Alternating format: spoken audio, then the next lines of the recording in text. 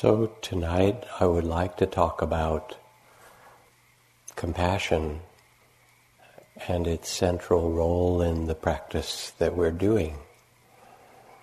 And start with a poem called The Sleepless Ones.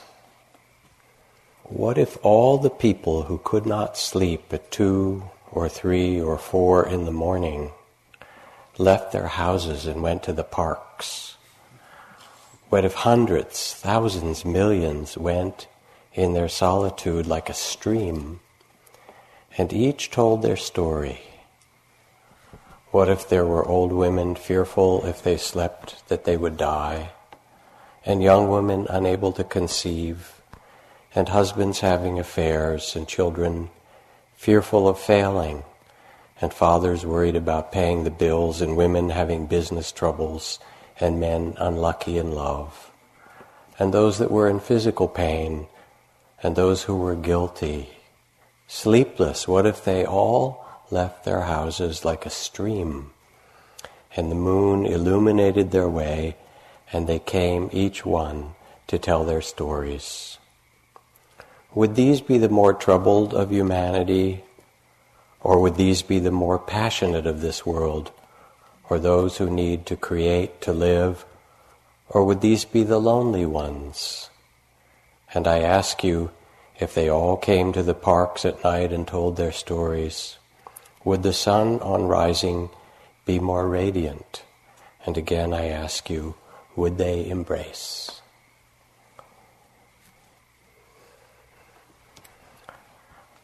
So as we get quieter sitting together in our retreat of 2 months or 1 month, we also sit in the midst of this mystery of our human life and human incarnation that nothing can explain. No cool scientist, biologist, whatever, can really tell you how an acorn has 20 million years of memory in it and can create oak trees and all these forms and then become another acorn, and how DNA does that. Nobody actually knows, or where the DNA came from, for that matter, or your DNA, where you were actually mud and dust and water, and somehow you got up, or you came out, to be more accurate, and then you got up, right? I mean, it's bizarre. It is. Or the owls that you hear at night, and the bobcats, and the spirit of the Miwok who walked this land, that's still with us because we're so connected. Completely mysterious. What is consciousness? Try it on Wikipedia or Science magazine or Nature or something. Consciousness, Google it, see how far you get. Black hole, not. Nobody knows. I mean, you can know directly, but we live in mystery, the mystery of this universe. And as you get silent, you start to awaken to the mystery of this human realm. You see the stories that Trudy spoke about in the instructions this morning, the stories in that poem, all the myriad thoughts and stories, and the visitors of fear and loneliness and desire and judgment and creativity. You know those creativity attacks that come, where you're going to write your novel and choreograph your opera. All of those amazing thoughts. And you also see, as Winnie pointed to, the struggles, the suffering, dukkha, but that it's not the end of the story. When she spoke of faith, she ended by talking about a shift of identity, of not identifying with the mental confusion and the states of suffering, but that there is a freedom of heart. The Buddha said the freedom of heart is love. But as you sit and you pay attention, there are all the different states that come, pleasant and unpleasant ones. And part of what's difficult is that you see conditioning, the habits, things that you've learned repeatedly or that were entrained in your nervous system and consciousness over and over again. The personal history of your own loss and pain. Anybody not have? You can have your money back. But also the cultural history of in which you are swimming. Am I gorgeous? My child asks, drawing the word out like pulled taffy. Yes, I say you are. The pink and teal dress is probably made of highly flammable material, some chemist's approximation of satin. Pudgy fingers decorated with pink polish trace sequins on the bodice. I love this. A giant pair of bubblegum pink wings flap slowly. Little feet dance in sparkly red slippers. I'm just like a real princess. Yes, you are, I say. Curly hair, joyful smile, flawless skin. This child is the American epitome of beauty. This child, my son. He's 4 years old and prefers to wear dresses. Maybe it's a phase, maybe not. Even as I wonder how I produce such an angelic-looking creature, I wish he would put on some pants and go back to playing with toy tractors, not because it matters to me, it doesn't, but because I am already hearing in my head the name-calling and suffering he will face in kindergarten and for years after. Many adults already seem disturbed by the dresses, and strangers utter awkward apologies when they realize he's not female. This culture wants little boys to dream only of baseball, trucks, trains. This culture has no room for little boys who want to be gorgeous. He picks up a parasol a neighbor gave him and opens it jauntily over his shoulder. Am I beautiful, he asks. I sweep him into my arms and plant a kiss on his cheek. Always, I say. Always. It's hard to hear, isn't it?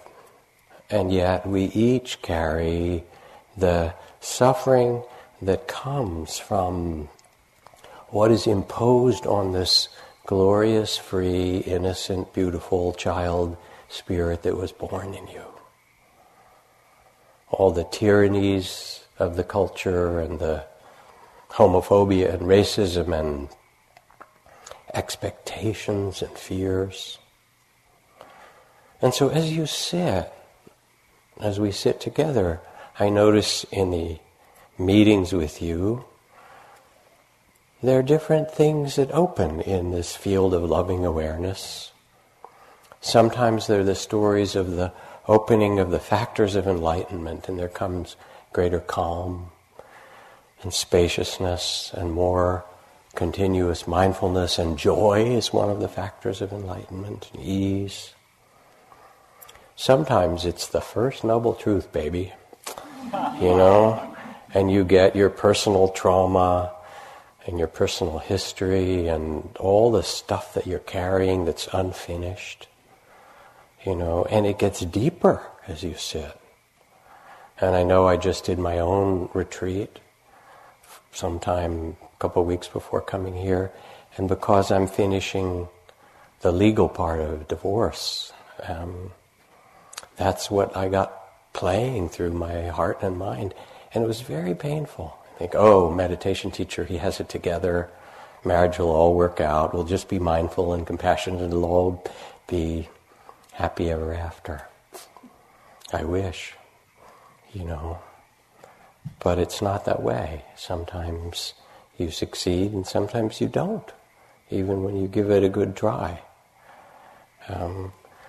And so you sit, and the conflict, as I did in the unfinished business, it says, oh good, she's quiet. He's sitting still. Hey, remember me? And that comes too. Or you see, as we've talked about,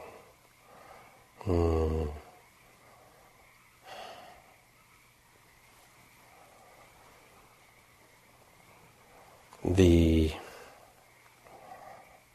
judgment and expectation and self-hatred that you carry.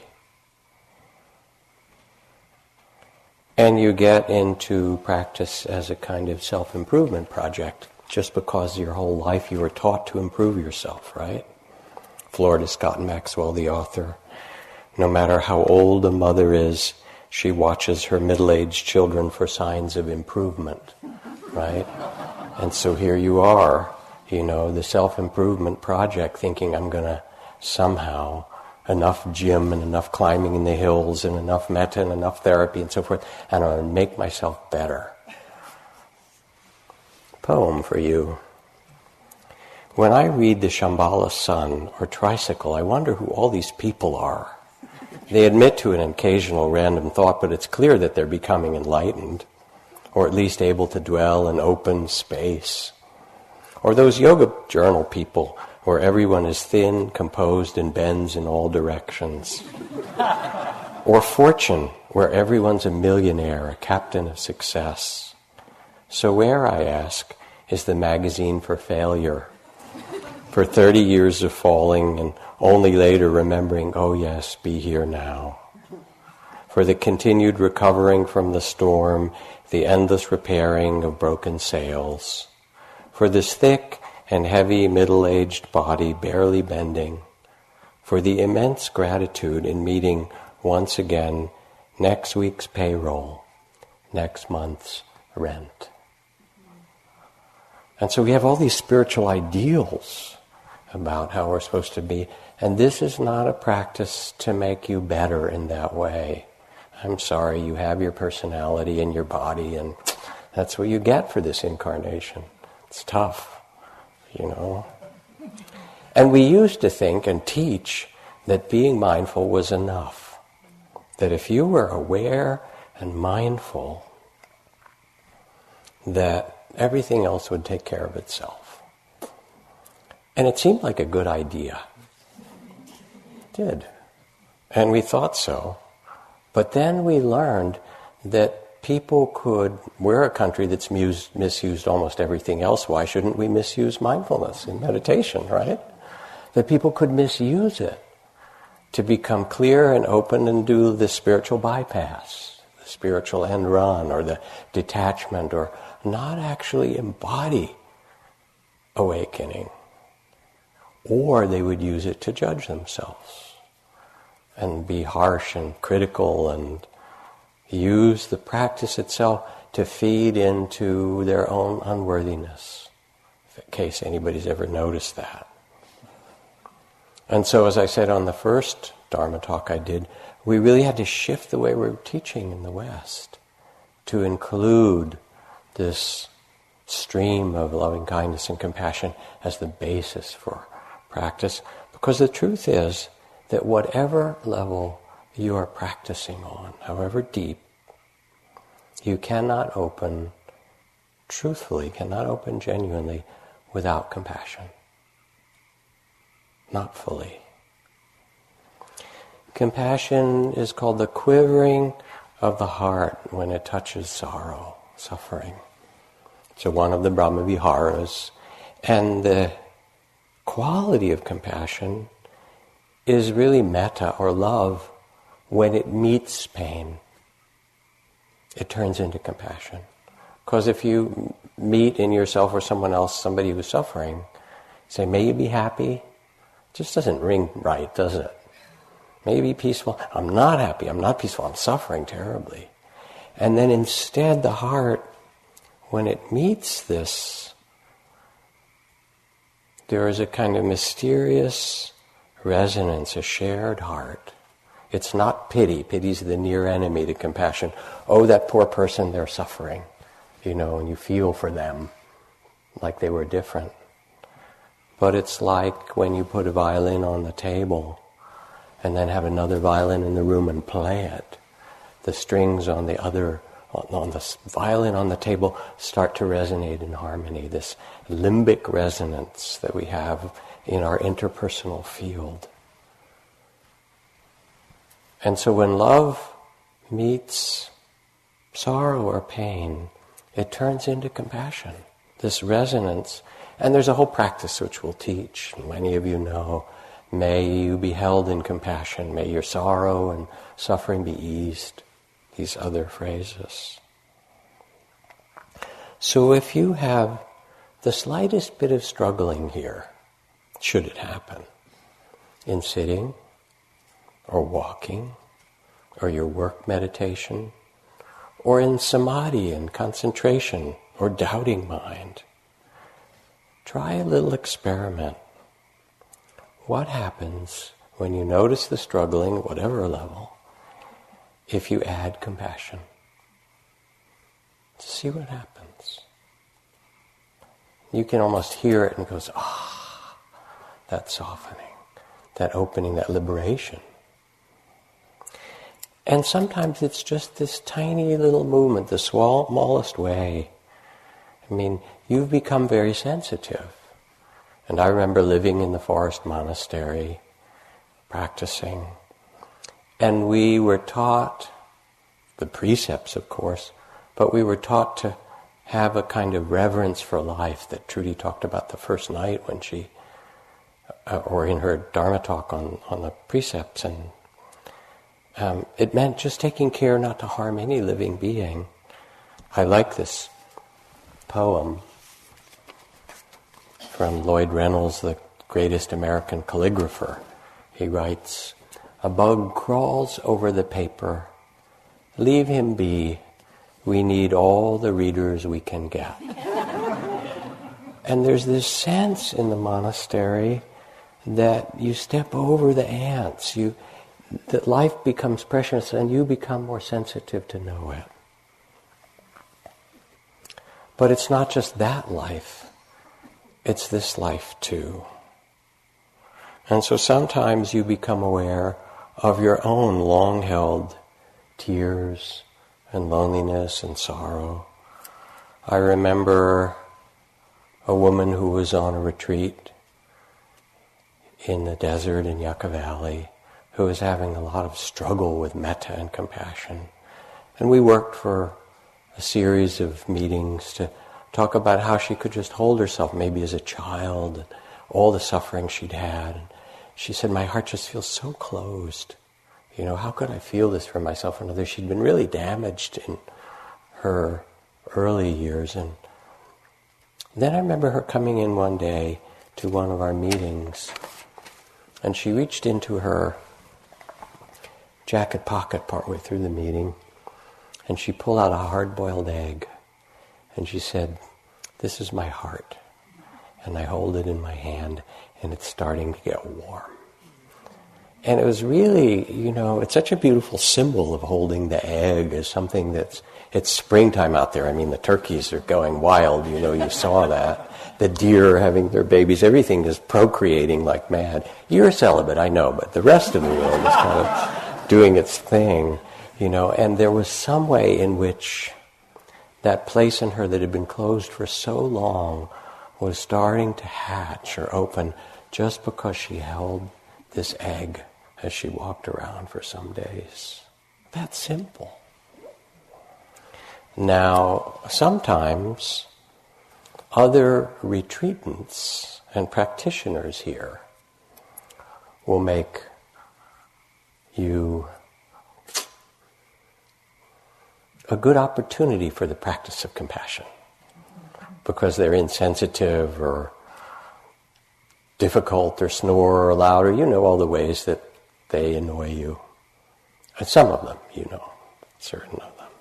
And I remember one year on this long retreat, a woman came into the meeting with me, and she was quite frightened because sitting in the front row here was a guy who'd been a Marine, and he had a lot of tattoos, and he was this great big guy. And she sat near him, she had a seat near, and he scared her. She'd had some bad experiences with men coming out of the military and her family life and things like that. And he kind of represented, this is something really scary. So she did a lot of practice with it, and she sort of tried to come to terms with this guy who was really scary.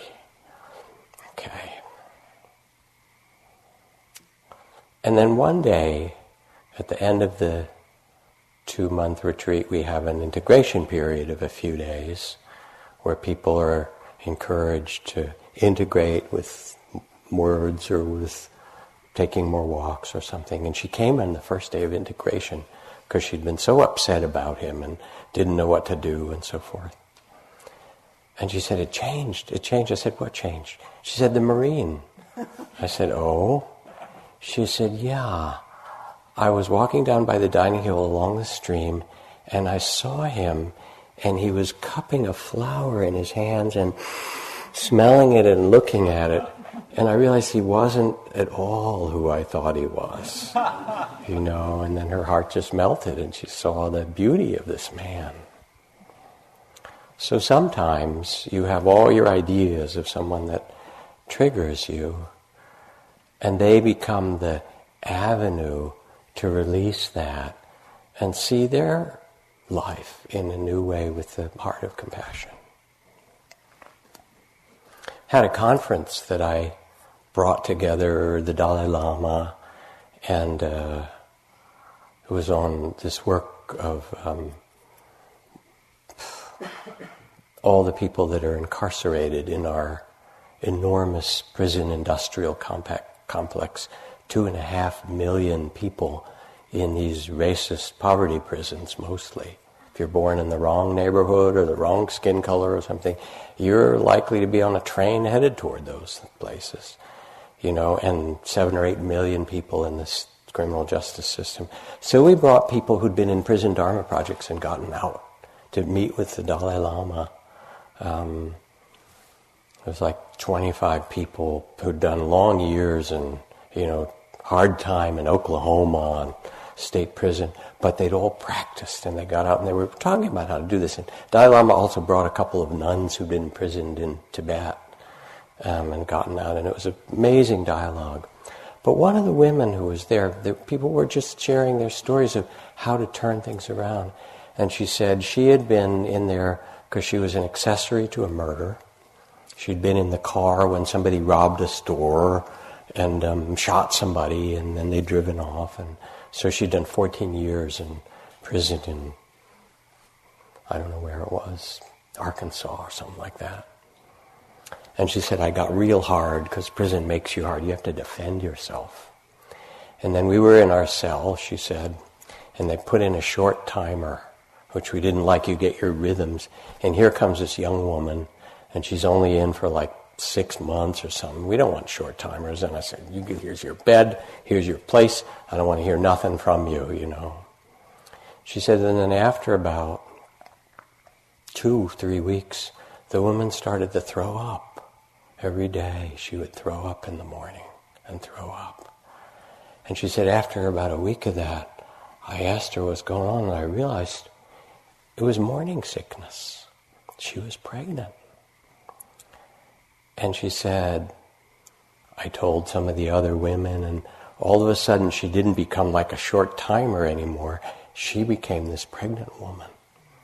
And people would sneak food and send it down the cell block so she could have extra food because she was so skinny. And they would send her the things. And when she got out, after 6 months, 2 months later she had the baby. And she sent a picture back with someone, and we put it on the wall in the cell block, and all the women cheered when the baby's picture came in. She said,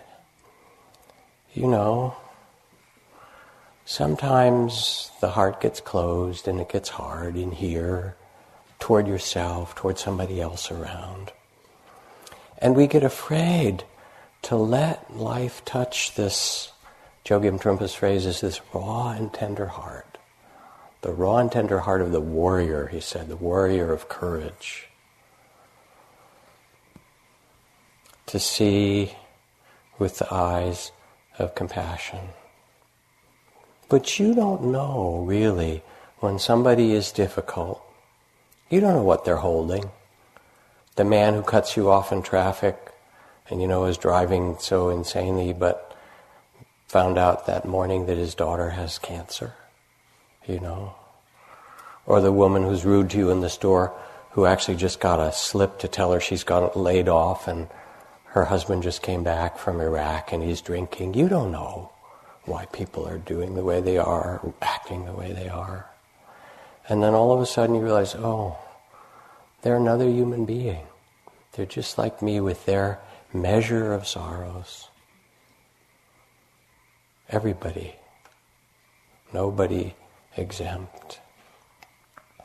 I remember another time in the retreat in Yucca Valley, had a group interview, and there was a woman who was really silent, and group meeting, and I asked her to speak, and she said, can't speak in a group. And I just said, well, let's be quiet for a little bit. We just sat quietly. I said, what's it feel like not to be able to speak? Trembling, she said, it's scary. I said, how old do you feel? 4, 5. I said, well, what made it so hard for that little 4-year-old to speak?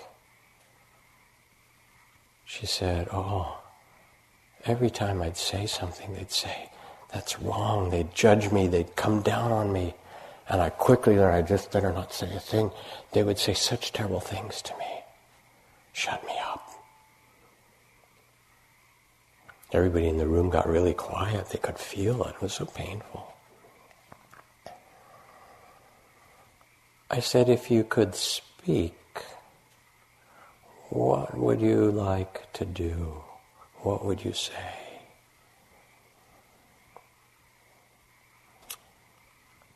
And she said, oh, I'd like to dance. I'd like to draw, paint. I said, oh, what would you dance? What would the dance look like? And she put her arms up and she said, I would dance like a fairy princess. So I went to the store later that day, to Walmart, Yucca Valley, and I got her a pad of paper and a bunch of crayons. And I brought it to the next group meeting with her. And I said, here's some crayons. Now you can draw and dance. And she took the crayons and she said, I can't draw. Because if I draw, they'll judge me. But what I can do, I can hold them. I can hold them, and I can dance. So you become really sensitive. You become sensitive in yourself to what you hold, to your measure of struggle and tears. And you also become sensitive because we are like violins and instruments of humanity in being tuned to one another.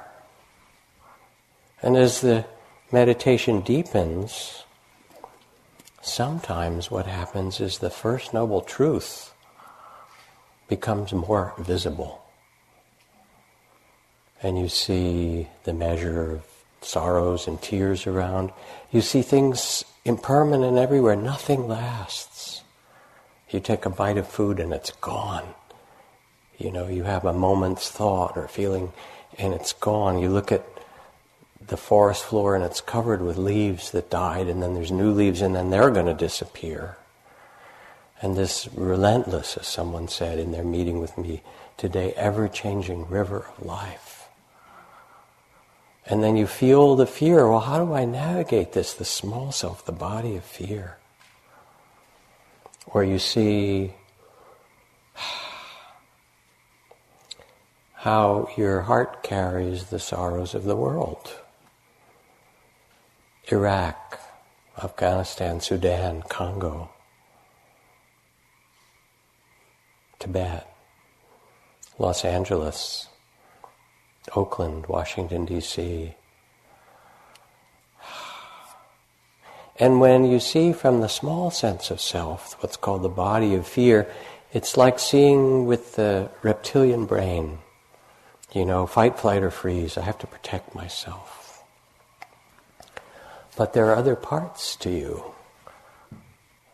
And as you quiet and open, these become more available. The mammalian brain and the wisdom eye, the great art of compassion.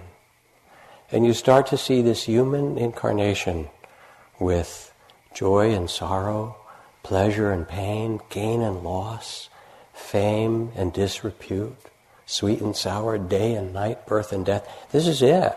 This is what you get. You start to see it, and as the Sufis say, overcome all bitterness because you are not up to the magnitude of the pain that was entrusted to you. Like the mother of the world, you're each carrying a certain measure of the sorrows of the world in your heart and called upon to hold it in compassion instead of self-pity. So you see it, and you say, okay, this is human life. And it's got dukkha and sukha, joy and sorrow. And both are enormous, the ocean of tears and the vibrancy and exquisiteness and beauty of life. And what starts to happen is that you see this is the way it is. Your identity begins to shift from the small sense of self. In a moment of loving awareness and compassion, you shift from my body, my feelings, my pain, my story, my family, my friends, my community, my country, my tribe, you know all that stuff, to the pain. It's not your pain, it's the pain of being human. To not my tears, but the tears. They're called the tears of the way then. The tears because we see the way things are. Not just your anger, but the anger of humanity, the pain, but also the love of it. And you start to feel the connection that is always there, that you are part of this web of life as you get quiet. So I was teaching with Pema Chodron in San Francisco a few years ago, a big evening talk at Masonic Auditorium, and we had 2,500 people or something like that on compassion. And after the Dharma teaching, we took questions, and one woman stood up, and her partner had just committed suicide a couple of weeks before. It was really very raw, and she was young and just full of the tragedy of it and the emotion. And also it's very complicated when somebody commits suicide because you have all the grief, but then there's guilt. You know, what could I have done? And anger, how could they have done this? And every emotion possible comes up. And so she was shaking and all this, and Pema just talked about holding whatever was present in this big field of compassion. But I could also feel how lonely she was, how isolated. And so I asked, how many other people in this room have experienced the death by suicide of someone in your family or really close to you? And I don't know, 200 or 300 people raised their hand or stood up. 8%, something like that. And I said to her, would you please keep your eyes open and look around? And I asked those who stood up, would you please just look at her with whatever understanding you have gained? And in a moment, the room became like a temple. It was so pregnant with mercy and love and compassion and wisdom and all the triumph of humanity, all kind of woven, because we share it together. We've all been awakened with the Buddha and Kuan Yin and crucified with Jesus and killed with Stalin and served with Florence Nightingale. We carry all that because we're human. And we all are part of this vastness that opens as you sit and walk. George Washington Carver, who writes, how far you go in life depends on your being tender with the young, compassionate with the aged, sympathetic with the striving, and tolerant of the weak and the strong, because someday in life you will have been all of these. This is humanity. This is you.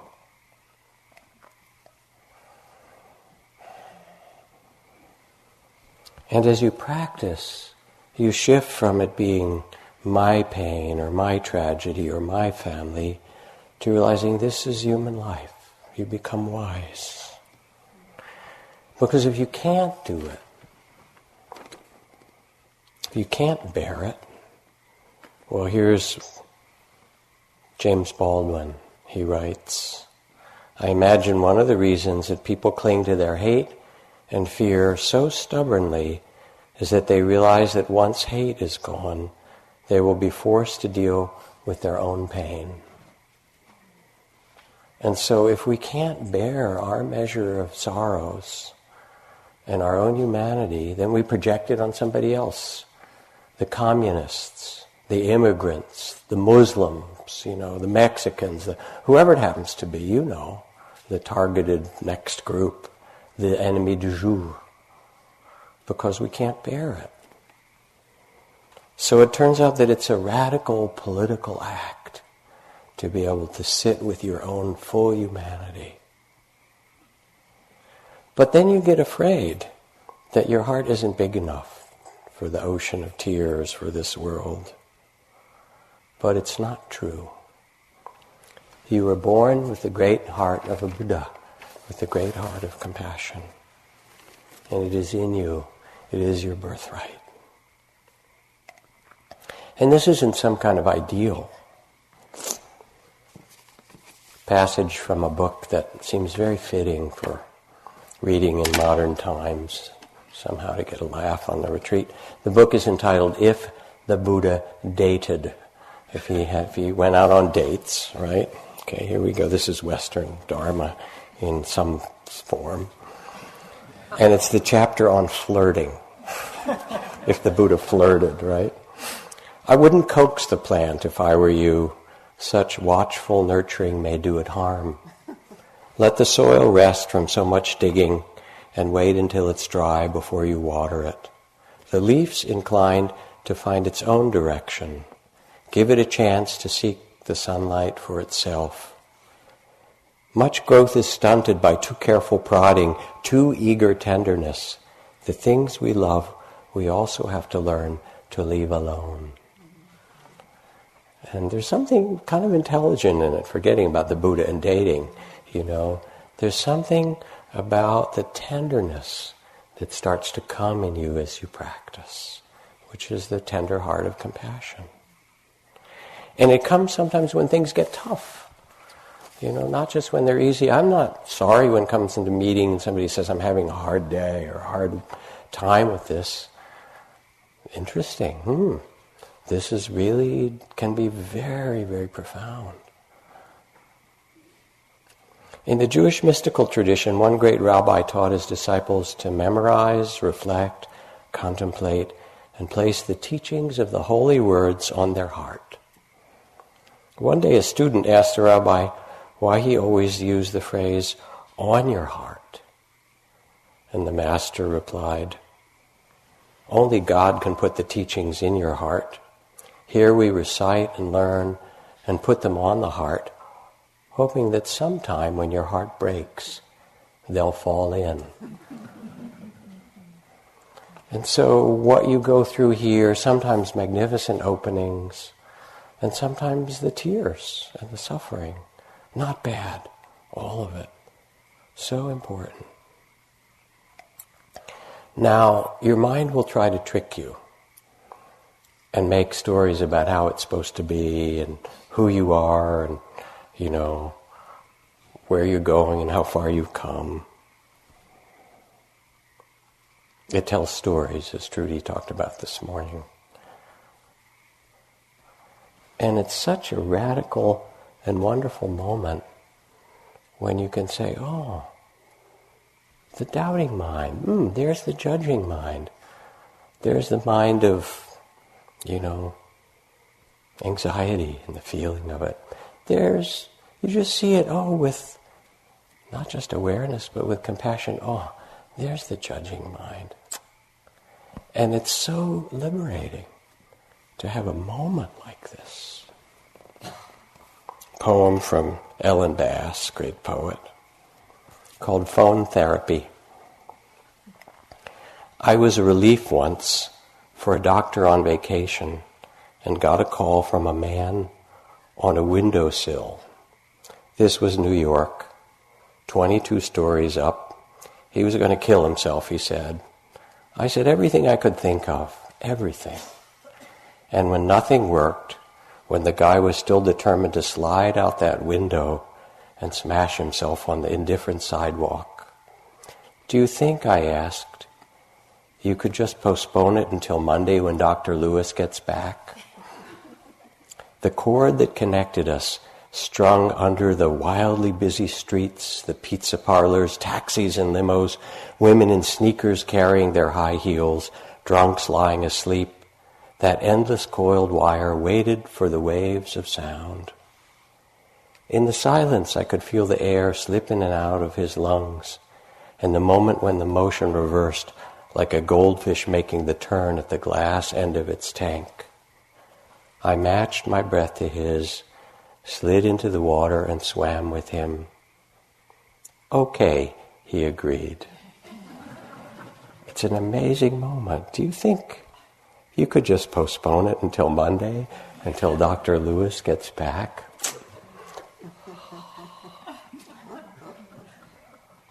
Okay, he agreed.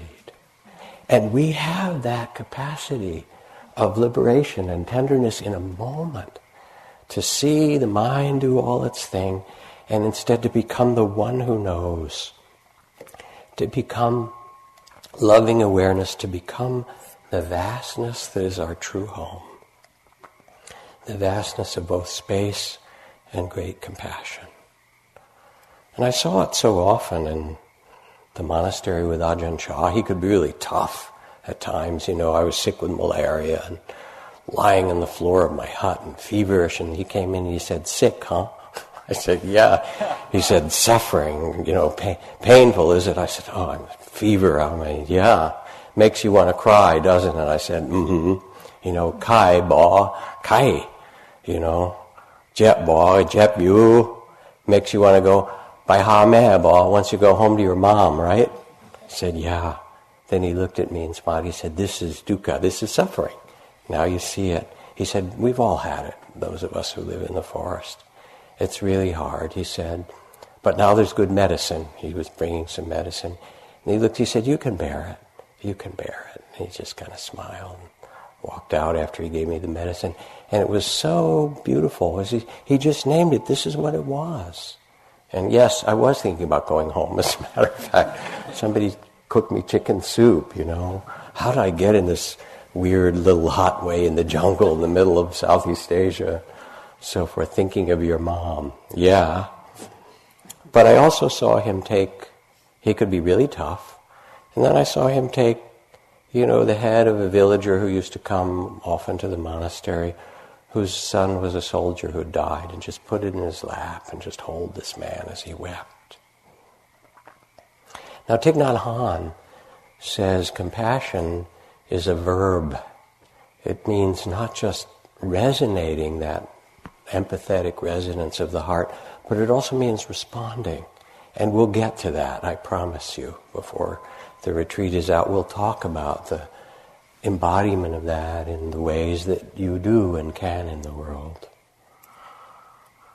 When President Obama went to Rangoon a couple of months ago for the first time with Hillary and so forth, and there he was giving this talk. It was great to watch it online, And he had just come back from this amazing stupa, the Shwedagon, which is like the Eiffel Tower of stupas in the middle of Rangoon, this incredible, some combination of the Eiffel Tower and Buddhist Disneyland. I mean, the colors, it's just insane, it's fabulous. And he said, "I've just earlier seen the golden stupa of the Shwedagon and the beauty and diversity of your country, and have been moved by the timeless idea of metta, the belief that our time on this earth can be defined by tolerance and love." And I love the fact that the President of the United States says the timeless idea of metta. you know. And he went on and he talked about all kinds of other things, but Burma's having a lot of trouble because there are all these different conflicts in the different ethnic and tribal groups that have been going on for 60 or 100 years. And he said, I stand before you as the president of the most powerful nation on earth, recognizing that once, not so long ago, the color of my skin would have denied me the right to vote. And so that should give you a sense that if our country can begin to transcend its differences, then yours can too. So real and so moving and so beautiful. Every human being within these borders should be treated with the dignity that we would wish for ourselves with metta. And when Trudy and I were recently in Honolulu, we went there in part to meet and to hear Aung San Suu Kyi from Burma speak. And maybe she'll talk about it more, or I might a little bit. But she was, of course, very inspiring, dedicated, courageous. You know, she's just my age, 67 and a half, and born a few weeks different in time, and this kind of elegant but small woman who had been 17 years under house arrest. You know, and she could have left Burma at any time. This horrible military dictatorship. But if she did, they would never let her back. And she knew that. And she'd been elected to, she would have been the prime minister, and then the military overthrew and threw her in.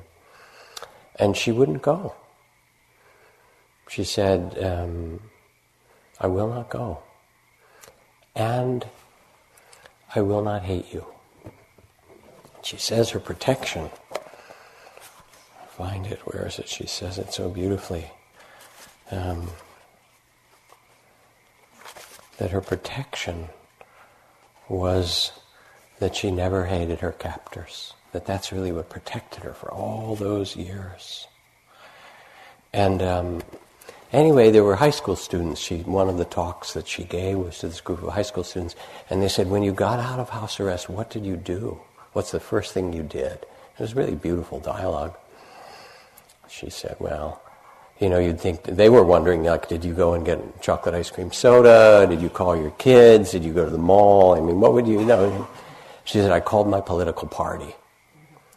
And you hear that, and it sounds a little bit like cold, right? But then when you read her story, she talks about how these are the people that if they uttered my name in public could be grabbed by the Secret Service, thrown into prison, tortured, you know, disappeared for 10 years. And we bonded so deeply as a family with so much love for one another. And it was through that bond that we began to love all the people in Burma, including even our oppressors. So it wasn't like I called my political party.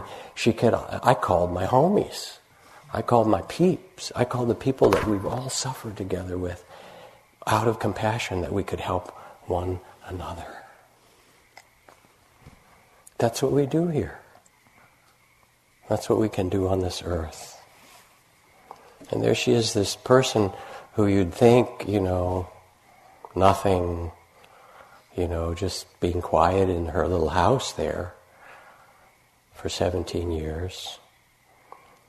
But I was riding in a taxi in Rangoon, and a few years ago, when the dictatorship was still there, and you couldn't even mention her name without, you know, somebody maybe hearing it and getting thrown in prison.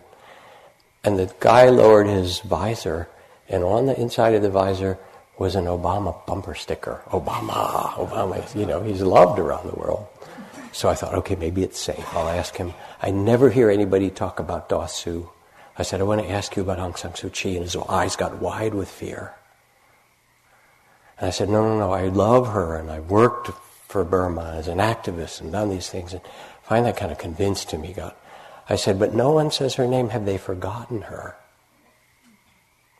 And at the next stoplight he stopped, and he turned around and he looked, and he said, never here. And he put his hand across his lips. Always here. No words. This one little person in her house became the light of Dharma for 50 million people, because she said, I will not go, and I will not hate you. And she carried that. Never underestimate the power of the human heart of just one person who is awake. When you look through that gateway, you see a force that makes the Pentagon look like children's toys. This is your birthright, the great heart of a Buddha. And no matter what level you feel your meditation to be, or what the content of your experience, sometimes sublime and deep, sometimes with profound struggles, your birthright is compassion for your humanity, for this amazing incarnation. And it is as natural as your breath. So one last story for you. This comes from Barbara Kingsolver.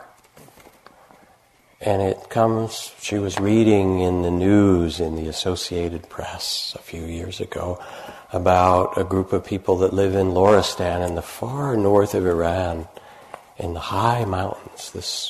The people that live there are tribal people, and they'd taken their herds up in the high mountains. And a young girl was, as villagers do, an 11, 12-year-old, put in charge of the little kids, and she came running back to the village in the afternoon and said, "He's gone. One of the little children was missing. 16 months, 17 months. I looked everywhere. I was so busy tending the other 7, and then all of a sudden he was gone." And they got terrified, and they sent people up, and they called, and they couldn't find him. They went everywhere in the village and looked where he might hide, his favorite places, in the tents and under things.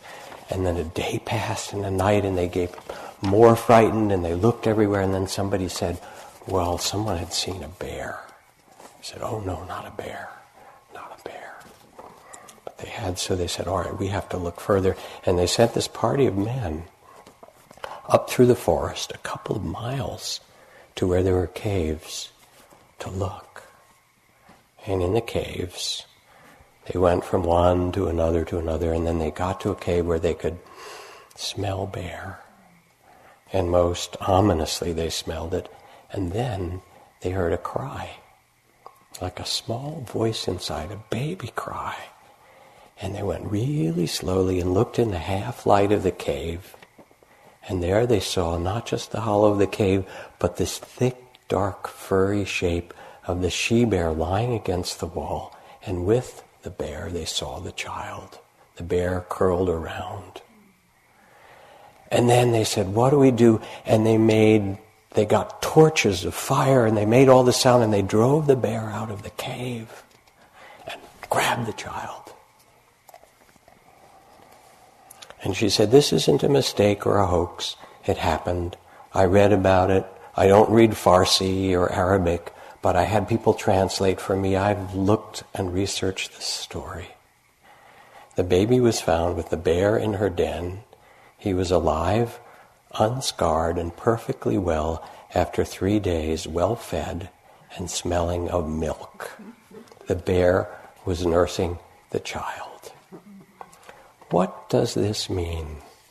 How is it possible that a huge, hungry bear would take a pitifully small, delicate human child to her breast rather than tear him into food? But she was a mammal, a mother. She was lactating, so she must have had young of her own, somewhere maybe who had died. So she was driven by the pure quality of maternity to take this small, warm neonate to her belly and hold him there gently. You could read this story and declare impossible, even though many witnesses have sworn it's true. Or you could read this story and think of how warm lives are drawn to one another in cold places. Think of the unconquerable force of a mother's love. The fact of the DNA code that we share in its great majority with all other mammals.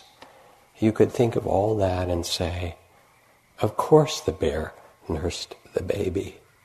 He was crying from hunger. She had milk. Small wonder. So let's sit.